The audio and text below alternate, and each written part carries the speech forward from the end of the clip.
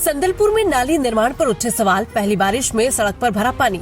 मध्य प्रदेश में जारी बारिश के बीच खातेगांव तहसील मुख्यालय से लगभग 5 किलोमीटर दूर स्थित ग्राम संदलपुर में हाल ही में निर्मित नाली पहली ही बारिश में लोगों के लिए परेशानी का कारण बन गई।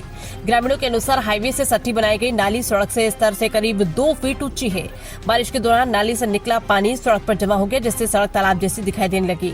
जल भराव के कारण राहगीरों और वाहन चालकों को आवागमन में कठिनाइयों का सामना करना पड़ा।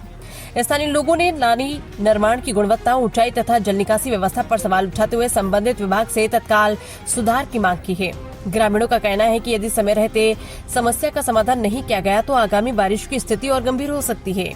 संदलपुर खातेगांव से इमरत मौर्य की रिपोर्ट।